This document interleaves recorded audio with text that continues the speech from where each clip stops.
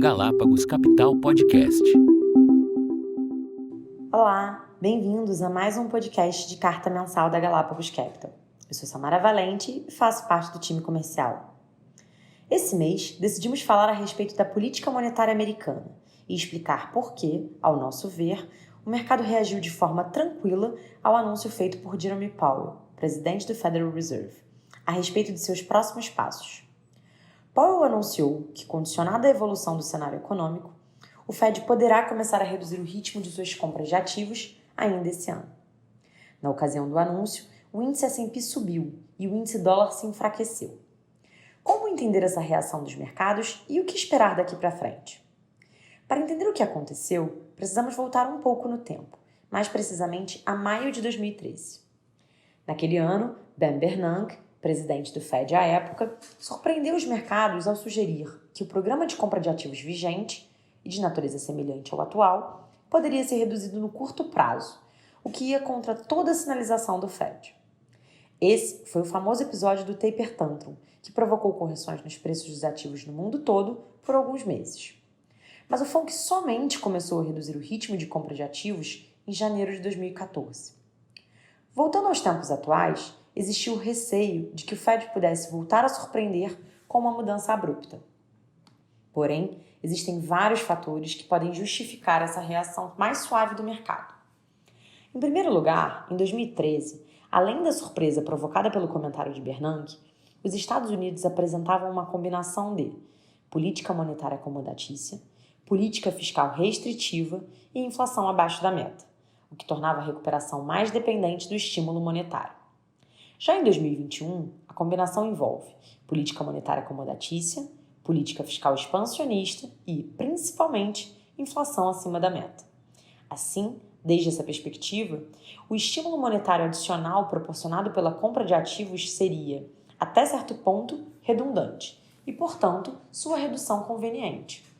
Em segundo lugar, o Fed aprendeu com os erros de comunicação do passado e tem trabalhado bastante para deixar claro que qualquer decisão será comunicada com a devida antecedência, minimizando com isso a possibilidade de acidentes de percurso, como o episódio de maio de 2013. Em terceiro lugar, e ao nosso ver o fator mais importante, o Fed tem sido bem sucedido em separar o timing do processo de redução de compra de ativos do timing do processo de elevação das taxas de juros.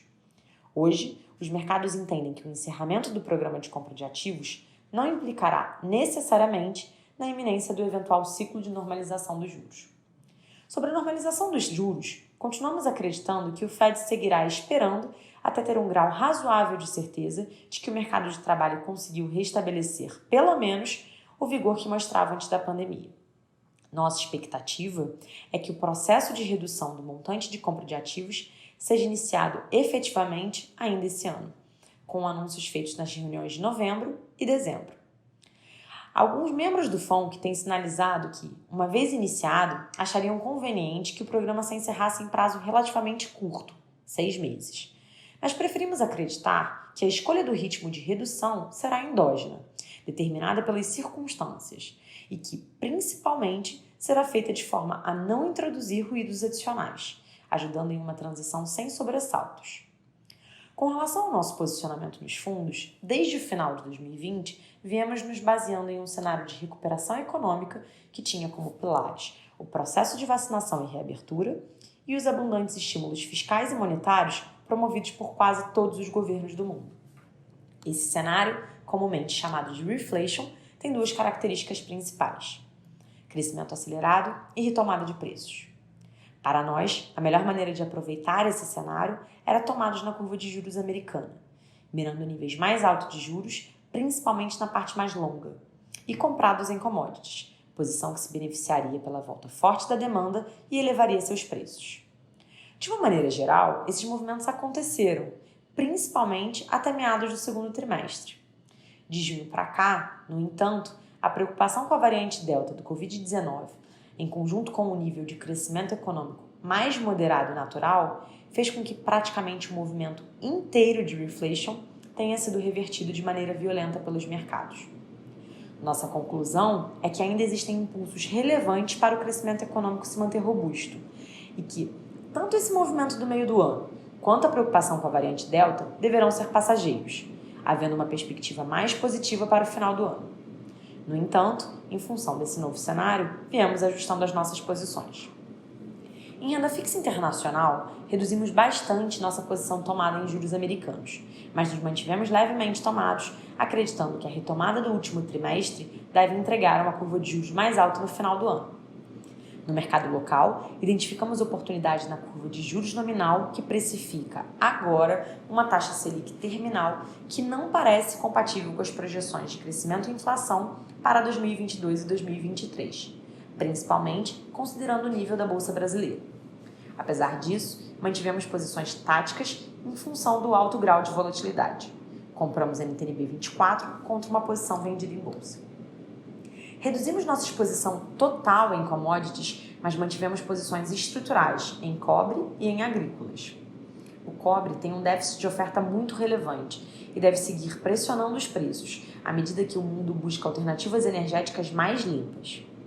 As commodities agrícolas devem seguir pressionadas pela tendência global de redistribuição de renda, o que deve impulsionar mais a demanda por alimentos na base da pirâmide social.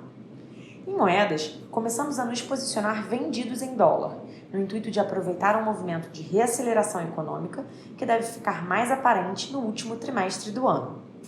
Dentro do universo de moedas, destacamos 2 temas de investimento. Nas moedas emergentes, compramos as taxas de altas de juros mais fortes, Brasil, Rússia, Chile. E nas desenvolvidas, compramos o euro, para nos beneficiar da expectativa da economia europeia se destacar em relação à americana ao longo dos próximos trimestres. Acreditamos que o real é o melhor ativo brasileiro para carregar.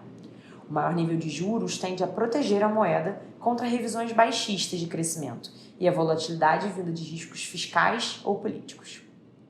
Direcionamos a nossa exposição nas bolsas para os Estados Unidos e Europa, onde acreditamos que o processo de retomada econômica segue suportado por políticas fiscais e monetárias ainda muito expansionistas.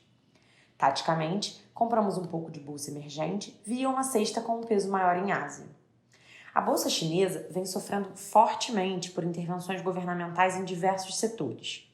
A economia chinesa vem desacelerando ao longo dos últimos 2 trimestres e já vemos sinais de novos estímulos por parte do governo, o que deve sustentar o preço dos ativos, que ficou muito atrasado em relação aos seus pares globais.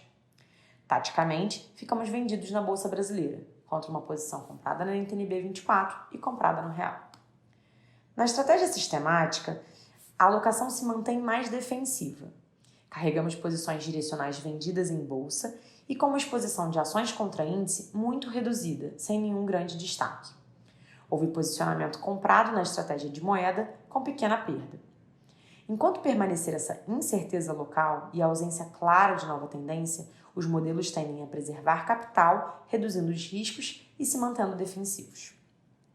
Com a inflação persistentemente alta e consequente aumento da taxa Selic, a demanda por ativos de crédito local segue aquecida. Em função desse cenário, buscamos oportunidades para aumentar a nossa exposição nesse mercado, principalmente em papéis de empresas de altíssima qualidade e duration relativamente baixo. No crédito internacional, a primeira quinzena de agosto apresentou um movimento de risk-off, com a abertura dos spreads de crédito high yield, e aproveitamos esse movimento para aumentar a nossa exposição. A segunda quinzena de agosto foi marcada por um rally nos mercados de crédito internacional, e as posições nos fundos tiveram um bom desempenho. Devido às incertezas ao redor das estimativas do non-farm payroll e expectativa de volatilidade, optamos em realizar o lucro das nossas posições de crédito e aguardar a reação dos mercados.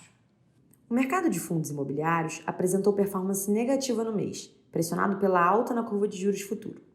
O IFIX apresentou queda de 2,63% no mês, acumulando queda de 4,19% no ano, enquanto a carteira de fundos imobiliários no nosso fundo que compra essa estratégia se manteve com performance positiva no ano.